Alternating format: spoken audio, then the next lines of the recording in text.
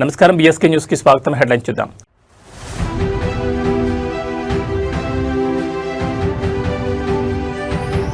భారత్ను unstoppable power house గా మార్చనున్న నదుల అనుసంధానం దేశవ్యాప్తంగా పెరిగిన చర్చ.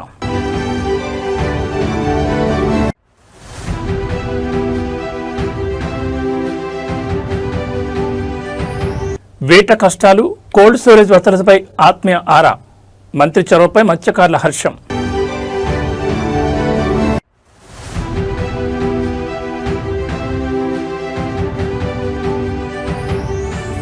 బేగంపేట ఎయిర్పోర్ట్ టనెల్ వివాదం, సీఎం రేవంత్ రెడ్డి ప్రకటనపై ఆర్టీఏ సంచలన నిజాలు.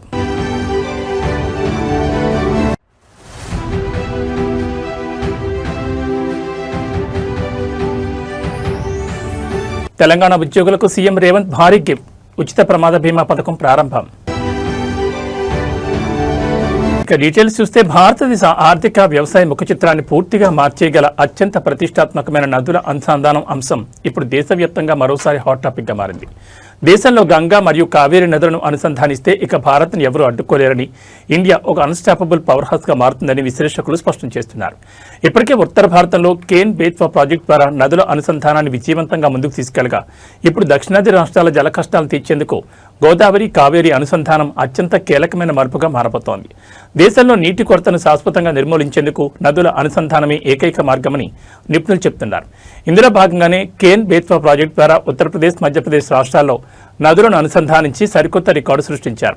ఇదే తరహాలో దక్షిణాదిలో గోదావరి, కావేరీ నదులను కూడా అనుసంధానించడం ద్వారా కర్ణాటక, ఆంధ్రప్రదేశ్, తమిళనాడు మరియు తెలంగాణ రాష్ట్రాల దీర్ఘకాలిక ప్రయోజనాలు నెరవేరుతాయి. దీనికి ఒక చారిత్రాత్మక ఉదాహరణ కూడా ఉంది. గతంలో 1983లోనే ఉమ్మడి ఆంధ్రప్రదేశ్, కర్ణాటక మరియు మహారాష్ట్రాల పరస్పర అంగీకారంతో తీవ్ర తాగునీటి ఎద్దడిని ఎదుర్కొంటున్న చెన్నై నగరానికి ఏకంగా 15 టీఎంసీల తాగునీటిని విజయవంతంగా అందించడం జరిగింది. రాష్ట్రాల మధ్య సమన్వయం ఉంటే జలవనరులను ఎంత అద్భుతంగా వాడుకోవచ్చో ఆనాడే నిరూపితమైంది. ప్రస్తుతం ప్రధాని నరేంద్ర మోడీ నేతృత్వంలో కేంద్ర ప్రభుత్వం ఇన్ఫ్రాస్ట్రక్చర్ మరియు జలవనరుల అభివృద్ధిపై ప్రత్యేక ఫోకస్ పెట్టడంతో భారత్ అత్యంత వేగంగా అభివృద్ధిని అందుకుంటోంది. గంగా, కావేరీ వంటి మెగా ప్రాజెక్టుల పట్టాలెక్కితే దేశంలో సాగు, తాగునీటి సమస్యలకు శాశ్వత పరిష్కారం లభించనుంది. I want to explain one thing. This is my life ambition and desire. Country has to link rivers. Ganga, Kaveri has to be linked. Then nobody can touch us. India will be unstoppable. It is going to happen. Under our Honorable Prime Minister's leadership, our Honorable Water Resource Minister so far achieved remarkable things. Ken Betwa project, UP and Madhya Pradesh, they are able to link it. Parvati Kali Sindhu Chambal project, Rajasthan and MP, they are able to link it. This is where I am requesting Government of India, Godavari, Kaveri, you link the project under national project and also protect all our rights, Karnataka right, Andhra Pradesh right and Telangana people also. How to do it, they have to come up with an action. Even we can take water to Tamil Nadu also. It is not a new culture for us. Nearly if you see 1983 with the initiative of NTR, all three states combined, Andhra Pradesh, Karnataka and also Maharashtra, we are able to give 15 TMs of water to Chennai for drinking water. As on today, water is going to see sometime, some area there is a drought. This year there is a El Nino. Even Tungabhadra, water is not coming as on now. No inflows. Even Almaty also is not filling inflows now. This is the problem. If you link all rivers, surplus and deficit you can manage, then easily you can face the drought. Even sometimes there are wars among countries, conflicts among states and districts, within the district farmers also. With this situation, only solution for the country, linking of rivers. Our Honorable Prime Minister is saying always, you link rivers first, that is intra-linking within the state. If everybody will agree, go for interlinking within 2-3 states. Then national level also will take it up. I am having total confidence on central government under the leadership of Honorable Prime Minister. If at all anybody can do, that is only Narendra Modi can do. Linking of rivers from Ganga, Kaveri, one day it is going to happen. Andhra Pradesh కూటమి ప్రభుత్వంలో అత్యంత కీలక శాఖల మంత్రిగా ఉన్న నారా లోకేష్ తనలోని ఒక సరికొత్త ప్రజానాయకుడిని క్షేత్రస్థాయిలో ఆవిష్కరిస్తున్నారు. మంత్రి హోదాను, అధికారిక ప్రోటోకాల్స్ ను పూర్తిగా పక్కన పెట్టి నేరుగా సామాన్య ప్రజల ముంగిటకు వెళ్లి వారి సాధక బాధకాలను అడిగి తెలుసుకుని సరికొత్త రాజకీయ శైలికి ఆయన శ్రీకారం చుట్టారు. ఇందులో భాగంగానే తాజాగా మత్స్యకార సోదరుల వద్దకు వెళ్లిన మంత్రి లోకేష్ వారిలో ఒకరిగా కలిసిపోయి వారి కష్టాలను, జీవనోపాధి సమస్యలను అత్యంత ఆత్మీయంగా అడిగి తెలుసుకున్నారు. మంత్రి చూపిన ఈ చొరవతో స్థానిక మత్స్యకారులు తమకు ఒక అసలైన ఆత్మీయుడు దొరికాడంటూ సంతోషం వ్యక్తం చేస్తున్నారు. రాష్ట్ర వ్యాప్తంగా మత్స్యకార రంగం ఎదుర్కొంటున్న ఇబ్బందులు, మౌలిక వసతుల కొరతపై గ్రౌండ్ లెవెల్ రిపోర్ట్ తెలుసుకోవడానికి మంత్రి నారా లోకేష్ నేరుగా మత్స్యకారుల ఆవాస ప్రాంతాలను సందర్శించారు. సాధారణంగా మంత్రుల పర్యటనలంటే ఉండే హంగు ఆర్భాటాలు, బారికేడ్లకు భిన్నంగా సామాన్య ప్రజలు నేరుగా తన వద్దకు వచ్చేలా లోకేష్ అడుగులు వేశారు. ఈ పర్యటనలో మత్స్యకారుల జీవన ప్రమాణాలు, జట్టీల నిర్మాణం, కోల్డ్ స్టోరేజ్ వసతులు మరియు వేట సాగించే సమయంలో ఎదురవుతున్న సాంకేతిక లోపాలపై లోకేష్ సుదీర్ఘంగా చర్చించారు. తమ సమస్యలు విన్నవించుకోవడానికి వచ్చిన వృద్ధులు, మహిళలను పేరు పేరున పలకరిస్తూ తాము అధికారంలోకి వచ్చింది మీ కష్టాలు తీర్చడానికేనని హామీ ఇచ్చారు. క్షేత్రస్థాయిలో ఉన్న సమస్యలన్నింటినీ విద్య, ఐటీ రంగానికి అనుసంధానిస్తూ మరియు సంబంధిత మత్స్యశాఖ అధికారులతో మాట్లాడి త్వరితగతిన పరిష్కరిస్తారని భరోసా ఇచ్చారు. తమ వద్దకు వచ్చిన పెద్ద నాయకుడు తమ కష్టాలను సొంత మనిషిలా వినడంతో నారా లోకేష్లో తాము ఒక అసలైన ప్రజా లీడర్ను చూసుకున్నామని మత్స్యకార సంఘాల ప్రతినిధులు కొనియాడుతున్నారు.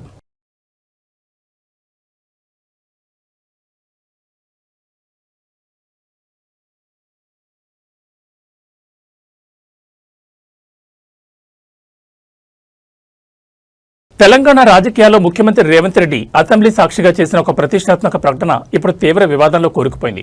ముఖ్యమంత్రి రేవంత్ రెడ్డి నిండు శాసనసభను తప్పుదోవ పట్టించారా అనే ప్రశ్నకు అవునని సమాధానాలిచ్చేలా సమాచార హక్కు చట్టం ద్వారా ఒక దిగ్భ్రాంతికరమైన విషయం వెలుగులోకి వచ్చింది. బేగంపేట విమానాశ్రయం రన్వే కింద నుండి అండర్ పాస్ టన్నెల్ తవ్వడానికి ఎయిర్పోర్ట్స్ అథారిటీ ఆఫ్ ఇండియా నుండి తాము అనుమతులు తీసుకొచ్చేశామని గత నెల మార్చి 23న అసెంబ్లీలో సీఎం ప్రకటించారు. కానీ క్షేత్రస్థాయిలో అసలు కథ వేరేలా ఉందంటూ ఆర్టీఐ సమాధానం స్పష్టం చేస్తోంది. మార్చి 23, 2026 నాడు శాసనసభలో సీఎం రేవంత్ రెడ్డి మాట్లాడుతూ దేశంలోనే మొదటిసారిగా పైన విమానాలు ఎగురుతుంటే కింద రన్వే కింద నుంచి రోడ్డు వెళ్లేలా బేగంపేటలో టన్నెల్ నిర్మిస్తున్నామని, దీనికి ఎయిర్పోర్ట్స్ అథారిటీ అనుమతి ఇచ్చిందని ఒక పెద్ద ఘనతగా చెప్పుకొచ్చారు. అయితే ఈ ప్రకటనపై అనుమానం వచ్చిన ఒక వ్యక్తి ఏప్రిల్ నెలలో హైదరాబాద్లోని ఎయిర్పోర్ట్స్ అథారిటీ కార్యాలయంలో ఆర్టీఐ కింద పిటిషన్ వేశారు. దీనికి ఎయిర్పోర్ట్స్ అథారిటీ ఇచ్చిన అధికారిక సమాధానం చూసి రాజకీయ వర్గాలు దిగ్భ్రాంతి గురవుతున్నాయి. ఆ రిప్లై ప్రకారం బేగంపేట ఎయిర్పోర్ట్ కింద టన్నెల్ తవ్వే ప్రతిపాదనకు తాము ఇంకా ఎలాంటి అనుమతి ఇవ్వలేదని అధికారులు స్పష్టం చేశారు. ఆ ఫైల్ను కేవలం న్యూఢిల్లీలోని తమ కేంద్ర కార్యాలయానికి పరిశీలన కోసం ఫార్వర్డ్ మాత్రమే చేశామని తేల్చెప్పారు.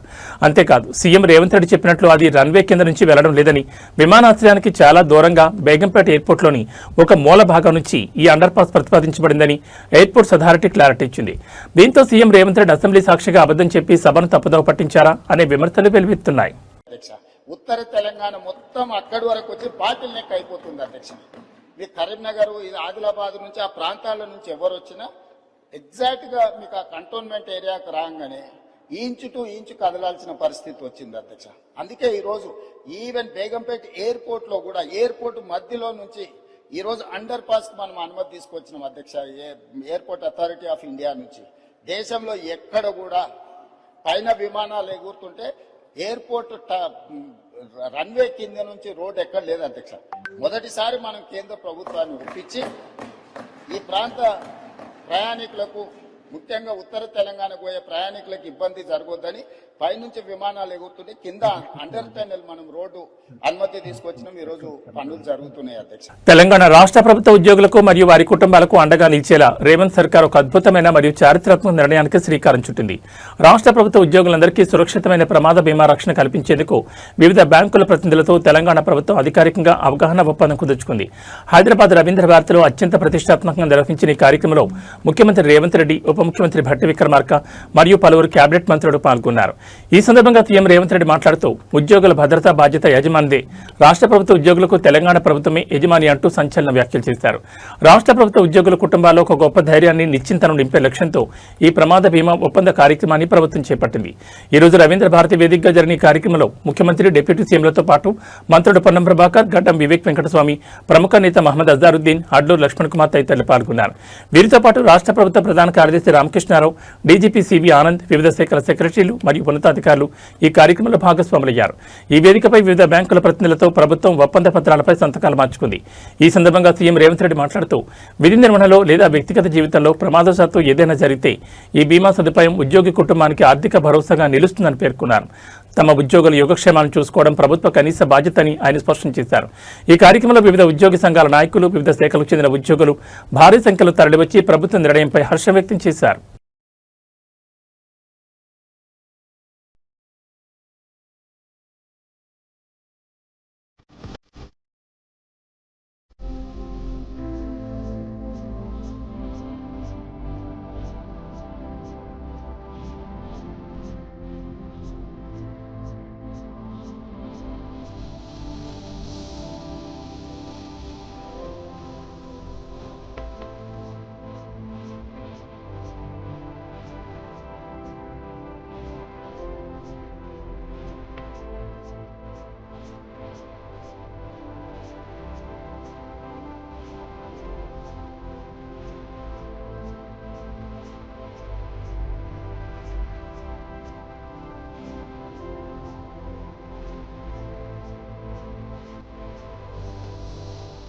దేశ రాజధాని న్యూఢిల్లీ వేదిక ఒక అంతర్జాతీయ స్థాయి కీలక దౌత్యపరమైన భేటీ జరిగింది. భారత ప్రధాని నరేంద్ర మోడీతో నెదర్లాండ్స్ రాణి మాక్సిమా ప్రత్యేకంగా సమావేశమయ్యారు.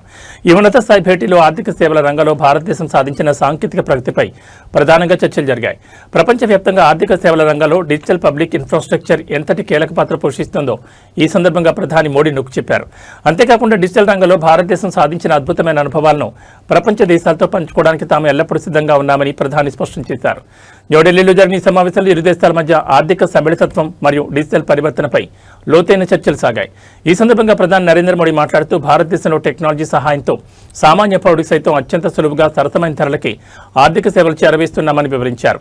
దేశంలో బ్యాంకింగ్ నెట్వర్క్ మరియు డిజిటల్ లావాదేవీలను విప్లవాత్మకంగా మార్చిన డిజిటల్ పబ్లిక్ ఇన్ఫ్రాస్ట్రక్చర్ మోడల్ పేద మధ్యతరగతి వర్గాల ఆర్థిక స్వావలంబనకు ఎలా తోడ్పడుతుందో రాణి మాక్సిమాకు ప్రధాని వివరించారు. టెక్నాలజీ కేవలం కొద్దిమందికి పరిమితం కాకుండా అందరికీ అందుబాటు ధరలో ఉండాలనేదే భారత లక్ష్యమని చెప్పారు. ఇదే క్రమంలో డిజిటల్ ఎకానమీ మరియు ఇన్ఫ్రాస్ట్రక్చర్లో తాము సాధించిన విజయవంతమైన వ్యూహాలను, సాంకేతిక అనుభవాలను ప్రపంచంలోని ఇతర దేశాలకు కూడా బదిలీ చేయడానికి, వాటితో పంచుకోవడానికి భారత్ పూర్తి సుముఖంగా ఉందని ప్రధాని మోడీ అంతర్జాతీయ వేదికగా మరోసారి స్పష్టం చేశారు.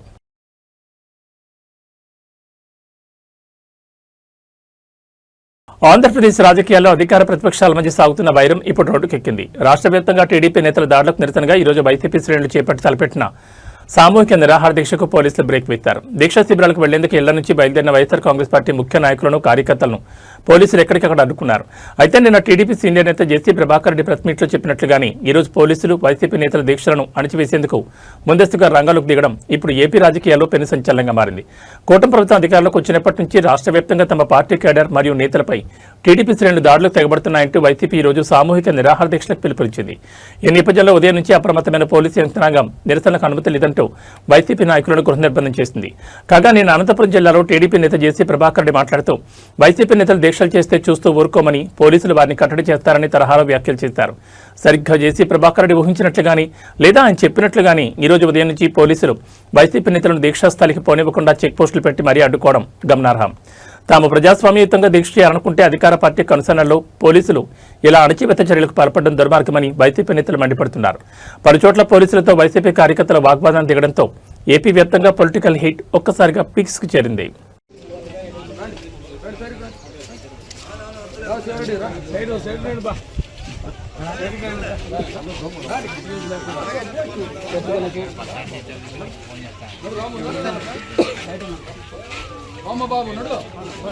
ఆంధ్రప్రదేశ్ రాజకీయం అనంతపురం జిల్లా తాడిపత్రిలో మరోసారి అగ్గిరాజేసింది. టీడీపీ, వైసీపీ నేతల మధ్య నడుస్తున్న ఫ్యాక్షన్ తరహా రాజకీయం ఇప్పుడు పీక్స్కు చేరింది.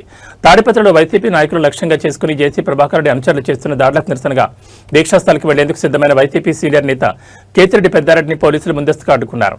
దీంతో తీవ్ర ఆగ్రహానికి గురైన పెద్దారెడ్డి తన అనుచరులతో కలిసి తన ఇంటి బయటనే రోడ్డుపై బైఠాయించి నిరసనకు దిగారు. మరోవైపు టీడీపీ నేత జేసీ ప్రభాకర్ రెడ్డి మీడియా ముందే బహిరంగ వైసీపీ నేతలను హెచ్చరించడం ఇప్పుడు రాష్ట్ర వ్యాప్తంగా పెను సంచలనం రేపుతోంది. తాడిపత్రి నియోజకవర్గంలో గత కొన్ని రోజులుగా వైసీపీ కేడర్పై దాడులు జరుగుతున్నాయంటూ పెద్దారెడ్డి నిరసన దీక్షకు పిలుపునిచ్చారు. అయితే శాంతి భద్రతల సమస్య తలెత్తుందన్న నెపంతో పోలీసులు ఆయన్ను ఇల్లు దాటనివ్వకుండా అడ్డుకున్నారు. దీంతో పోలీసుల తీరును నిరసిస్తూ పెద్దారెడ్డి తన ఇంటి ముందే రోడ్డుపై బైఠాయించారు. తాము శాంతియుతంగా నిరసన తెలుపుతుంటే పోలీసులు అడ్డుకోవడం ఏంటని ఆయన మండిపడ్డారు. కాగా ఈ ఉద్రిక్తతల మధ్య టీడీపీ నేత జేసీ ప్రభాకర్ రెడ్డి చేసిన వ్యాఖ్యలు మంటల్లో పెట్రోల్ పోసినట్లయింది. వైసీపీ నేతలపై దాడులు చేస్తాం, వారిని బయట తిరగనవ్వమంటూ జేసీ ప్రభాకర్ రెడ్డి మీడియా ప్రతినిధుల ముందే బహిరంగంగా వ్యాఖ్యానించడం గమనార్హం. అంతేకాకుండా క్షేత్రస్థాయిలో విధుల్లో ఉన్న పోలీసు అధికారులపై సైతం జేసీ ప్రభాకర్ రెడ్డి బూతులతో రెచ్చిపోయినట్లు ఆరోపణలు వస్తున్నాయి. అధికార పార్టీ నేత ఇంత బహిరంగంగా వైసీపీ శ్రేణులపై దాడులు జరుగుతాయని చెప్తున్న పోలీసులపై దురుసుగా ప్రవర్తిస్తున్న పోలీసు యంత్రాంగం మాత్రం సైలెంట్ గా చూస్తూ ఉండిపోవడంపై వైసీపీ శ్రేణులు తీవ్ర అభ్యంతరం వ్యక్తం చేస్తున్నాయి. చట్టాన్ని అధికార పార్టీ నేతల చేతులకు తీసుకుంటుంటే పోలీసులు మూక ప్రేక్షకుల్లా మారారని పెద్దారెడ్డి వర్గం ఆరోపిస్తోంది.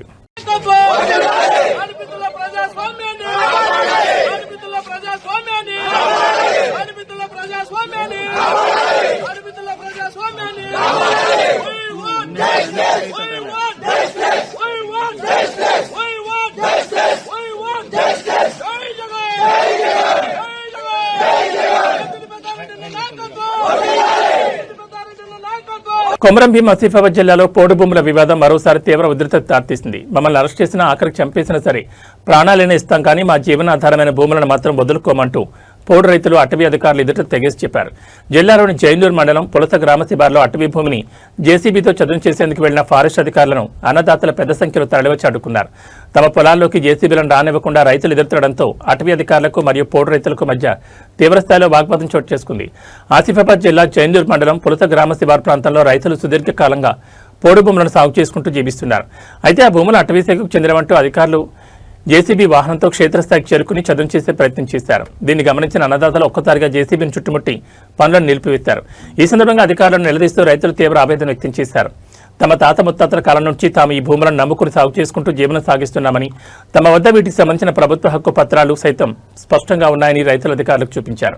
హక్కు పత్రాలు ఉన్నప్పటికీ ఇప్పుడు అకస్మాత్తుగా వచ్చి అటవీ భూముల పేరుతో తాము సాగు చేసుకున్న పొలాన్ని లాక్కుంటే తాము తమ చిన్నపిల్లలు ఎలా బతకాలని కన్నీటి పర్యంతమయ్యారు. ఉన్న ఒక్కగానొక్క ఆధారాన్ని లాక్కుంటే తాము ఉపాధి కోల్పోయి కుటుంబాలతో సహా రోడ్డున పడాల్సి వస్తుందని రైతులు బాపోయారు. రైతుల నిరసనతో అటవీ అధికారులు పనులను తాత్కాలికంగా నిలిపివేయాల్సి వచ్చింది.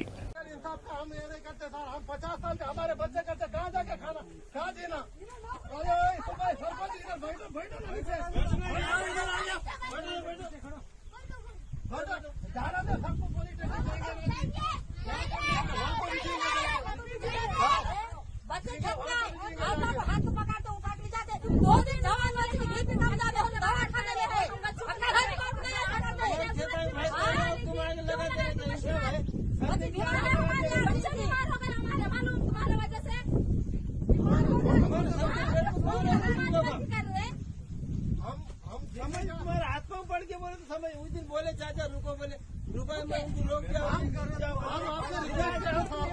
अभी भी हम झगड़ा कर रहे नहीं, हम रिक्वेस्ट कर रहे हैं, हमारी जमीन हमारे छोड़ो, हम ज्यादा जमीन नहीं मांग रहे, हमारी जितनी कास्ट है उतनी जमीन हमारे होना, हम दूसरा जंगल हमारे बाप दादा से हमारे दिए ये दिए 1965 से हमारा साथ दिए वाला है। ये इलीगल होगा तो तुम उनसे लड़ो, उनको पूछो हमारे क्यों दिए बोल के, हमारे ये करके खाने के वास्ते आजकल नहीं 65 से 2019 तक दिए वाला है, 19 के बाद नहीं दिए हमारे। तुम लोग हमारे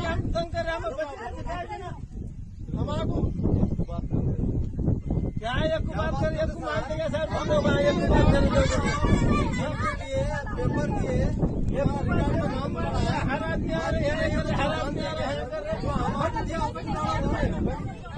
जो जमीन हमारे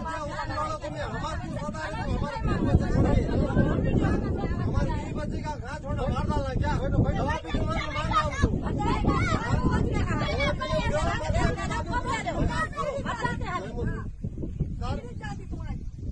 राजस्थान से एक ही बोलता हूँ, हमको हमारा जीने का ये है सर, तुम कुछ भी करो, पुलिस लगाओ, हमको जेल में डाले, हम जेल में आने को तैयार है सर, लेकिन हमारी जमीन हमको इतनी जितनी जमीन है उतनी तो हमको होना छोड़ा सर, हम छोड़ने वाले नहीं, चाहे मर जाएंगे।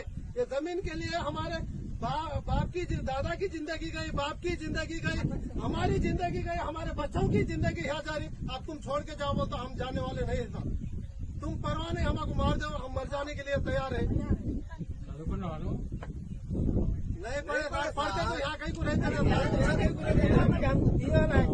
नहीं पढ़े सर, पढ़ते तो यहाँ नहीं रहते थे। వస్తుంది. అక్కడ ఉన్న చట్టాలు అటవీ मानते చట్టాలు सर चट्टा है मैं పురుగున్నది కదా వాళ్ళ దగ్గర అది చూడు ఆడ ఉన్నది కదా. ఇప్పుడు ఇట్లా ఊరికే గొడవ పడితే వచ్చేది ఏముండదు. हम भी गवर्नमेंट से लड़ रहे थे ఏదన్నా ఉంటే లీగల్ గా చూసుకోండి, మీరు లీగల్ గా చూసుకోండి. అంతేకాని ఊరికే వచ్చి మా మీద మీరు వాడు మేము వచ్చి మీతో గొడవ పడి ఇదంతా కాదు కదా, వేస్ట్. ఏదన్నా ఉంటే లీగల్ గా తర్వాత మీ దగ్గర ఏమన్నా. భాగ్యనగరం శంషాబాద్ అంతర్జాతీయ విమానాశ్రయంలో కస్టమ్స్ అధికారులు మరోసారి భారీ అంతర్జాతీయ గోల్డ్ స్మగ్లింగ్ ముఠా ఆటకట్టించారు. ఎయిర్పోర్ట్ సెక్యూరిటీని స్కానింగ్ మిషన్లను సైతం బోల్తా కొట్టించారనే ప్లాన్తో అంతర్గత కిలాడిగా నడుముకు బంగారం చుట్టుకుని వచ్చిన ఇద్దరు కేటుగాళ్లను అధికారులు పక్కా సమాచారంతో అదుపులోకి తీసుకున్నారు. మలేషియా రాజధాని కౌలాలంపూర్ నుంచి హైదరాబాద్ వచ్చిన ఇద్దరు ప్రయాణికుల వద్ద నుంచి ఏకంగా 3.36 కోట్ల విలువైన బంగారాన్ని కస్టమ్స్ అధికారులు స్వాధీనం చేసుకున్నారు. విదేశాల నుంచి అక్రమంగా తరలిస్తున్న ఈ గోల్డ్ మొత్తాన్ని సీజ్ చేసి నిందితులపై కేసు నమోదు చేశారు. శంషాబాద్ రాజీవ్ గాంధీ అంతర్జాతీయ విమానాశ్రయానికి కౌలాలంపూర్ నుంచి వచ్చిన విమాన ప్రయాణికులపై కస్టమ్స్ అధికారులకు ముందస్తుగా గూఢచార సమాచారం అందింది. దీంతో లగేజ్ కలెక్షన్ మరియు ఎగ్జిట్ పాయింట్ల వద్ద అధికారులు ప్రత్యేక నిఘా పెట్టారు. ఈ క్రమంలో అనుమానాస్పదంగా తిరుగుతున్న ఇద్దరు ప్రయాణికులను పక్కకు పిలిచి తనిఖీ చేశారు. వారి సాధారణ లగేజీలు ఏమీ దొరకనప్పటికీ పక్కగా వ్యక్తిగత తనిఖీ నిర్వహించగా అధికారులే షాక్ తిన్నారు. ఆ ఇద్దరు నిందితులు తాము వేసుకున్న ప్యాంట్ల నడుము పాకంలో ప్రత్యేకంగా డిజైన్ చేసిన బెల్ట్ తరహా పౌచులను ఏర్పాటు చేసుకున్నారు. ఆ పౌచుల్లో 24 క్యారెట్ల బంగారాన్ని లిక్విడ్ పేస్ట్ రూపంలో మార్చి ఎవరికీ అనుమానం రాకుండా నడుము చుట్టూ దాచి తరలిస్తున్నట్లు అధికారులు గుర్తించారు. ఆ పౌచుల నుంచి తీసిన బంగారం మొత్తం బరువు 2.271 కిలోలుగా తేలింది. ప్రస్తుత మార్కెట్ ధర ప్రకారం దీని విలువ 3.36 కోట్లు ఉంటుందని కస్టమ్స్ అధికారులు వెల్లడించారు. ఈ భారీ స్మగ్లింగ్ పాల్పడిన ఇద్దరు నిందితులను అదుపులోకి తీసుకుని కస్టమ్స్ చట్టం కింద కేసు నమోదు చేసి జైలుకు తరలించే ప్రక్రియను ప్రారంభించారు.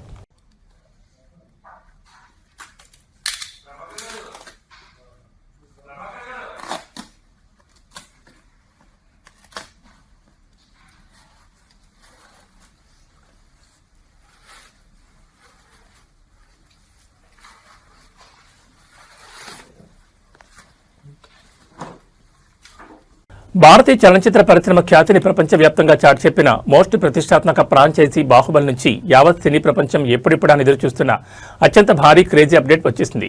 బాహుబలి 3 చిత్రం రాబోతుందంటూ స్వయంగా global star rebel star Prabhas అధికారికంగా ప్రకటించారు. ఒక ఇంటర్వ్యూలో లేదా ఈవెంట్లో ప్రభాస్ చేసిన ఈ సంచలన ప్రకటనతో అటు ప్రభాస్ అభిమానులతో పాటు ఇటు ప్రపంచవ్యాప్తంగా ఉన్న సినిమా లవర్స్ ఒక్కసారిగా షాక్తో కూడిన ఆనందానికి గురవుతున్నారు.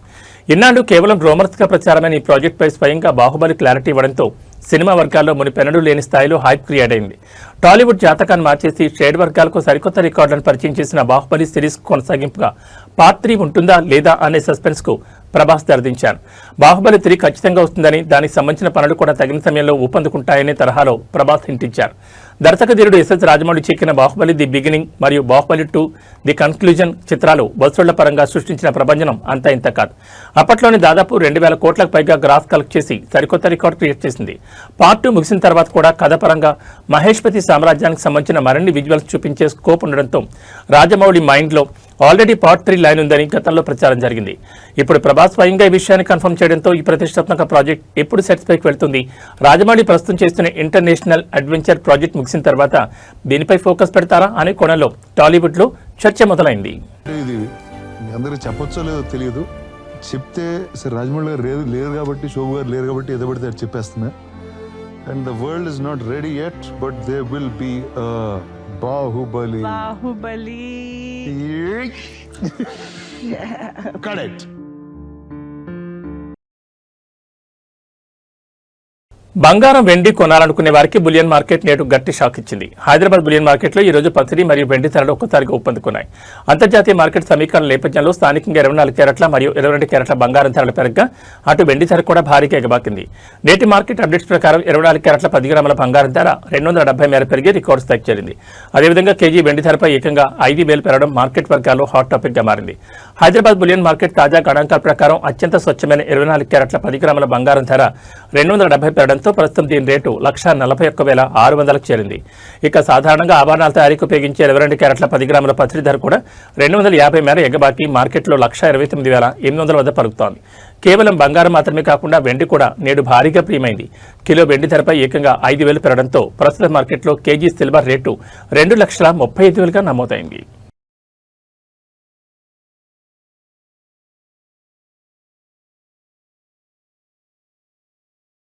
దేశవ్యాప్తంగా కోట్ల మంది హిందువుల ఆరాధ్య దైవమైన అయోధ్య శ్రీరామచంద్రుడి మందిర విరాళాల విషయంలో ఒక దిగ్భ్రాంతికరమైన వ్యవహారం వెలుగులోకి వచ్చింది. అయోధ్య రామ మందిరానికి భక్తులు సమర్పించిన డొనేషన్ల అవకతవకల కేసులో ఉత్తరప్రదేశ్ పోలీసులు అత్యంత వేగంగా స్పందించి ఏకంగా 8 మంది నిందితులను అరెస్ట్ చేశారు. ఈ చారిత్రాత్మక మందిర నిర్మాణం చూస్తున్న శ్రీరామ జన్మభూమి తీర్థక్షేత్ర ట్రస్ట్ ఇచ్చిన అధికారిక ఫిర్యాదుతో రంగంలో దిగిన యోగి ఆదిత్యనాథ్ ప్రభుత్వం దీనిపై సమగ్ర విచారణ కోసం ప్రత్యేక దర్యాప్తు బృందాన్ని ఏర్పాటు చేసింది. ఎఫ్ఐఆర్ నమోదైన కొద్ది గంటల్లోనే ఈ ముఠా ఆట కట్టించారు. అయోధ్య రామ మందిర నిర్మాణానికి ఆలయ అభివృద్ధికి ప్రపంచవ్యాప్తంగా భక్తులు పెద్ద ఎత్తున విరాళాలు పంపుతున్నారు. అయితే ఈ విరాళాల సేకరణ మరియు నిర్వహణ ప్రక్రియలో నిధులు దుర్వినియోగం అవుతున్నాయంటూ శ్రీరామ జన్మభూమి తీర్థక్షేత్ర ట్రస్టీ కృష్ణమోహన్ పోలీసులకు ఫిర్యాదు చేశారు. ఈ వ్యవహారం అత్యంత సున్నితమైనది కావడంతో ప్రభుత్వం తక్షణమే స్పందించి ప్రత్యేక అధికారులతో కూడిన సిట్ బృందాన్ని రంగంలోకి దించింది. అధికారులు సమగ్రంగా తనిఖీలు చేపట్టి టెక్నికల్ మరియు అకౌంట్స్ డేటాను విశ్లేషించి అవకతవకలకు పాల్పడినట్లు ఆధారాలు సేకరించారు. కేసు నమోదు చేసిన కొద్ది గంటల వ్యవధిలోనే 8 మంది నిందితులను పోలీసులు ఎక్కడికక్కడ అదుపులోకి తీసుకున్నారు. ప్రస్తుతం వీరిపై దొంగతనం, క్రిమినల్ కుట్ర సహా పలు కఠినమైన సెక్షన్ల కింద కేసులు నమోదు చేసి విచారిస్తున్నారు.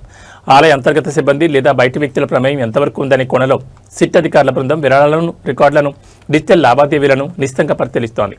భక్తుల సెంటిమెంట్తో ముడిపడిన అంశం కావడంతో ఈ అరెస్టులు దేశవ్యాప్తంగా తీవ్ర కలకలం రేపుతున్నాయి.